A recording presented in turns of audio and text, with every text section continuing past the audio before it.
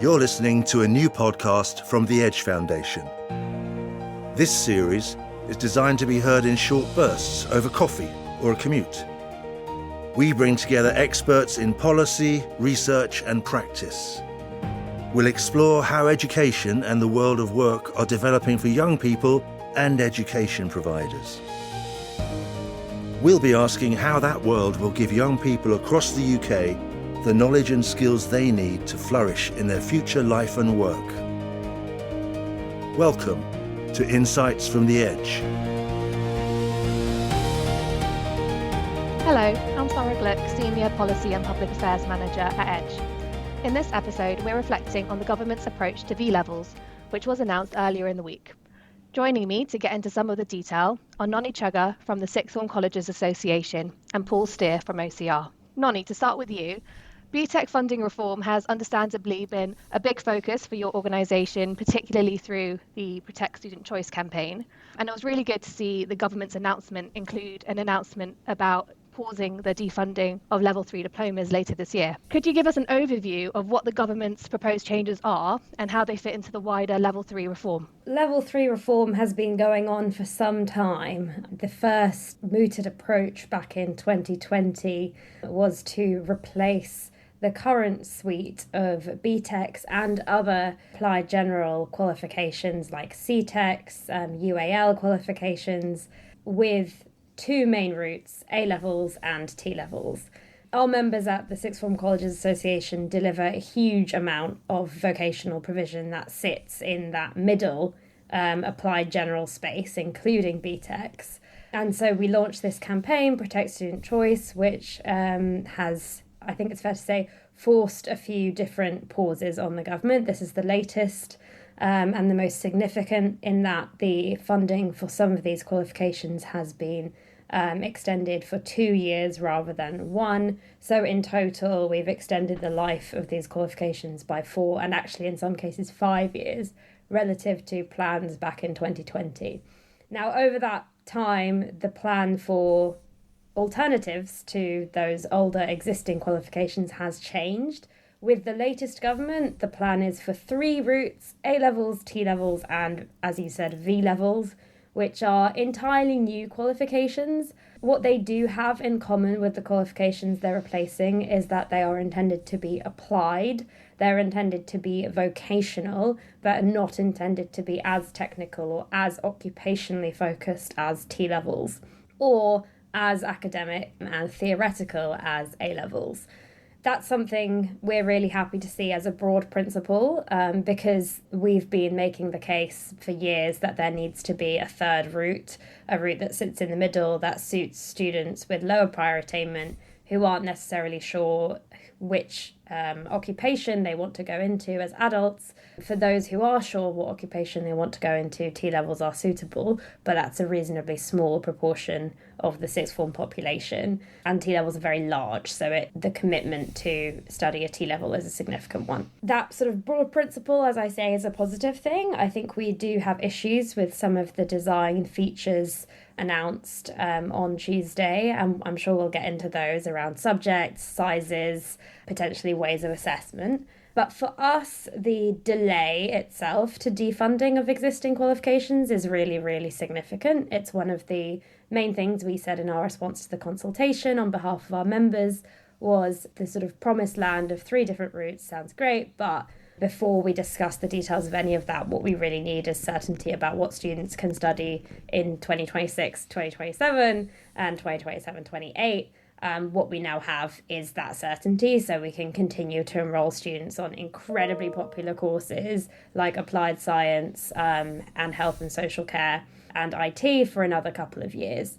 And that prevents, we estimated, about 50 to 70,000 students falling through the gap this summer. And that was a very real risk because a lot of schools and colleges had not necessarily believed that funding was really going to go for those courses this summer. And so preparation had not been made to ramp up T-level and A-level provision in a way that would have absorbed those students. As you say, it's been incredible to see how many wins the campaign has been able to have over the years, especially given like the scale of the challenge, considering how many young people would have been affected by that defunding. Paul, very quick tangent here. There are alternative qualifications that have been in the pipeline, including AAQs, which I know OCR have been working on. Could you just give us an update on what this V-level reform means for AAQs? Okay. It's quite difficult to do it very quickly because okay. it immediately becomes quite complex. But if I say that AAQs were designed to be that middle ground between the A-level and the T-level, along with TOCs, technical occupational qualifications, and now the policy has taken us to a point where AAQs and those technical occupational qualifications, even though some of them are being delivered for the first time from September just gone, will be removed to make way for V-levels, which will compress that kind of occupational and more academic set of qualifications about work and work subjects. It means that those qualifications will be phased out as the new V-levels are phased in. There may be some similarities between some of those qualifications and the new V-levels, but this is a scorched earth policy, so no more BTECs, no more Cambridge Technicals, etc. as the V-levels come in. I think people need to consider very, very carefully what it means for their curriculum, because the first ones coming in September 2027, which I will say is a mad time scale. There's only 3 areas, but really big ones. So, for example, if you take digital, whatever that means, it will mean that colleges delivering large full-time qualifications in the digital subject area are only going to be able to offer an A-level sized one. So that will leave them with 2 spaces that they will have to fill for their young people and get the right ones for their aspirations. I think they're going to have to look at AAQs and other options in that kind of phased period of change. I told you it'd take a while. No, but that's really, really helpful. Thanks for talking me through that. And as you say, the 2027 delivery date is coming quite quickly. What has the experience been like for you as an awarding body being involved in this? Do you feel like 2027 is an achievable date to deliver some of these? It depends on your definition of achievable. We have lobbied very hard and very long to say that's too short. We think it's kind of mad, 2027.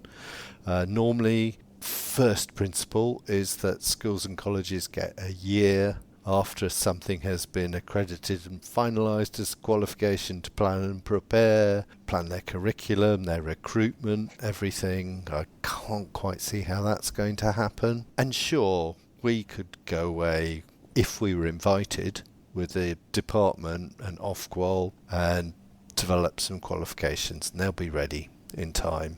No worries there. But that's not the way you develop a qualification. You talk to colleges and their schools and you say, how will this work for you? You talk to employers, you talk to higher education, and most importantly, you talk to teachers and you talk to students, and you work out from all of that feedback what the right balance of things is.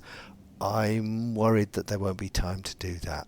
But sure, there will be some qualifications. There will have to be, and we will all do our damnedest and we will do our best to consult with everybody to get the best possible thing. But it is tight. Can I just jump in on that? I mean, I think it's a sort of tired observation in the sector to say that technical and vocational policy are often made with other people's children in mind. But I think this timescale is actually an incredible justification of that argument and that phrase, in that the uproar, if even one very low volume A-level, let's say dance or Latin, was being reformed on this kind of timescale to this extent, completely changing the content, potentially the form of assessment, in some ways the purpose of the qualification, the name of the qualification, and expecting it to have currency with HE and with employers. I think quite rightly there would be a huge amount of outrage about that. And I think the reason that there isn't is that there isn't a huge amount of familiarity for policymakers with this suite of qualifications and with the students that do them, even though the numbers are very high. That's a really good point there in terms of people not maybe understanding what this actually means in practice, because they may not be very aware of all these different vocational options. So a lot of what the government is saying is around simplifying the system because it's seen as overly complex when it comes to vocational and technical qualifications. Do you feel like that is justified and that this is going to kind of solve that problem? Yeah, I mean, I think we've lost the argument on this one in that the Curriculum and Assessment Review also said that the system was too complicated. I've yet to see any evidence that students are confused.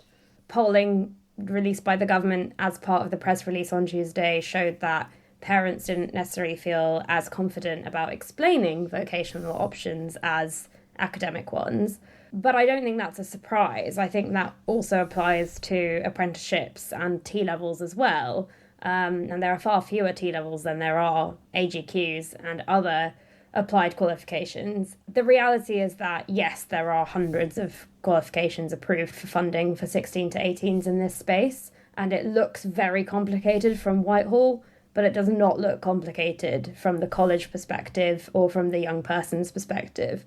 A young person isn't searching findalearningaim.gov.uk to look for a course. They're going to their college open evening and hearing about what's offered there.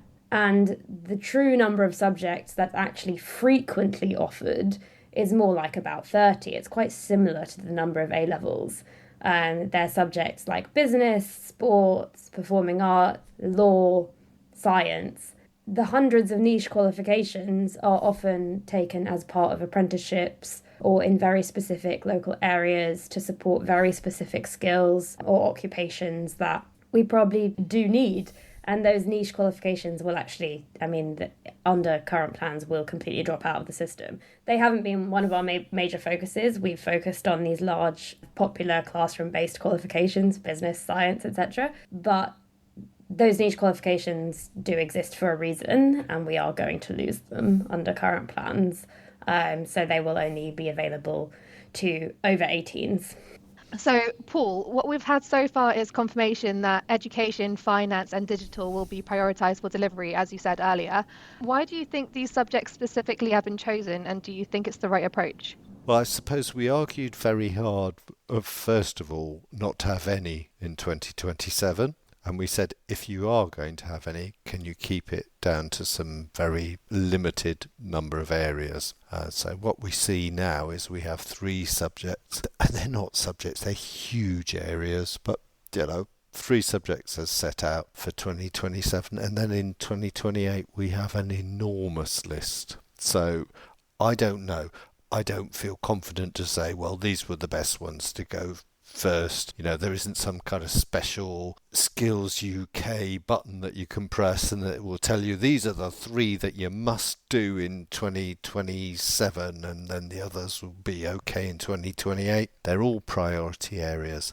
They're all really important. I'm particularly fascinated because it's an area that my organisation has a lot of experience in, is digital. I can't get my head round at this stage the idea of a single qualification in the digital space that will be the size of an A-level. If you start to think about all the different kinds of job roles, expertise, or just general kind of knowledge that you would want around this area, it's very difficult to imagine, cybersecurity could be a huge qualification in its own right. It at least needs to be something that anybody who's studying digital needs to have some awareness and a bit of knowledge about. And once you start putting all of those things in, it's huge. I'm not sure that the occupational standards that we're supposed to work with can be generalised up into a small area. So what am I saying? I think in a way, which ones you choose to go first with they're all important. We're talking about young people, their futures, their options. We need to get these right. And whichever ones we go with, we've got to sort out that kind of those design principles, the purpose, how it's assessed. We're going to have to work very, very hard to get this done in time. And really my argument would be we should be deferring that, and it'll be interesting to see when we get a little bit further down the line whether there is some reframing of what the final answer is for those areas in 2027. How about you, Noni? Do you have any thoughts about why these three might have been chosen? Yeah, I haven't heard an explanation, to be perfectly honest. My guess would be that they are subjects in which there are existing occupational standards at level 3, and therefore it's easier to produce, although not easy, as Paul has said, it's easier to begin producing content to fit them than it is in subjects like performing arts, for example, where there aren't really suitable occupational standards at level 3, and where those will need to be post hoc developed in order to justify a V-level and a T-level in that area. Childcare and education specifically, I think, has been chosen because it's a transition that went quite well when it comes to the introduction of the T-level. It was one of the smoother subjects for the replacement of existing qualifications with a new T-level. It's no coincidence that the T-level is offered by the same awarding body that offered the dominant pre-reform qualifications. Pre-reform qualifications already included a very substantial work placement as part of their requirements, and so that was quite a smooth transition relative to other T-levels. It's still very popular, its popularity is growing, it's accessible to students with a range of GCSE starting points, so I think they're probably trying to capture some of that luck or magic with the V-level. One major difference is that the V-level is a small size, whereas most students who studied the pre-existing qualifications in early years education were doing large qualifications. It remains to be seen whether a single A-level sized V-level will also provide that level of readiness to go into the industry and to go into higher education to study related courses like primary education. Really insightful. Thank you so much. Yeah, I don't want to keep you guys for too much longer. So to wrap up, I'm going to ask about some of your overall reflections on the reforms at large. So of course, V-levels are only part of the announcement we saw earlier in the week. We're also going to see the introduction of 2 new level 2 pathways, one of which is designed to lead to further study, while the other is designed to lead to employment, as well as a new stepping stone qualification in English and maths to sort of tackle that issue we're seeing in GCSE resits. And a consultation on that has just opened as well. So I'm not going to be very nice, and I'm going to ask you to answer this as succinctly as possible. Do you think that these reforms overall will add value to the post-16 system? Paul, I'll start with you if that's okay. They won't take value away. I don't see anything there that is going to really ruin the system. How much they add is a more complicated question. I do believe that the attention that's been given to level 2 and the focus on 2 routes, although that might be problematic for young people transitioning, deciding what route they should go on at level 2, is welcome, and hallelujah that policymakers are talking about level 2 and this really important, vulnerable part of the young population. Second point, the English and maths doesn't look like anything we haven't had 4 or 5 times before in the last 20 years. Great in its way. It's all to do with what the measures are you set and how it's valued by others. Really important point is, can we get the 11 to 16 space right so that when people get to post 16 they've got the maths and English skills that we want them to have? Noni, to put the same question to you.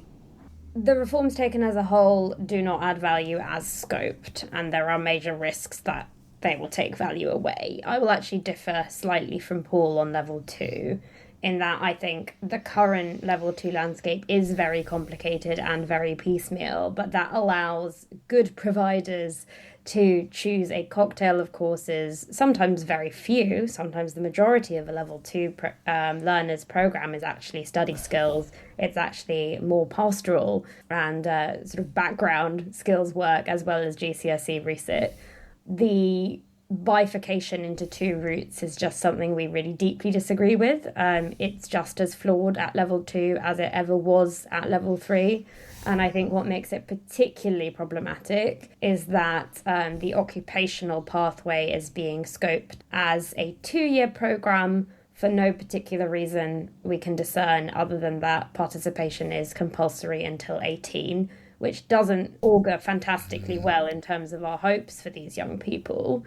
In an ideal world, they would be able to finish a 1-year occupational pathway and then move on to an apprenticeship or a level 3 technical qualification. It seems like government is starting from the assumption that they won't be able to do that. So it sort of bakes in a lack of parity between the two routes, I think. Our members will probably largely focus on the academic route, but when it comes to shaping future V-levels, ensuring that there are more of them in more subjects, that they are available in larger sizes, and that they can be combined in a variety of ways that supports access to HE as well as to the workplace. Those are issues that hopefully with the sector working together, we can see some movement on later on. Let's hope that, as I don't know, something like Alan Milburn's, we all keep holding this up now as the great hope, but looking at what happens to young people who don't do well at school, where they end up next, this is actually an area of real priority for social good and economic good, as well as for the good of those individuals who need something different and a different learning experience. Thank you both. It's been a pleasure talking to you, and thank you for listening. Don't forget to tune into the next episode of Insights from the Edge, where we'll be looking at how we can help NEETs move into work or training. Thank you.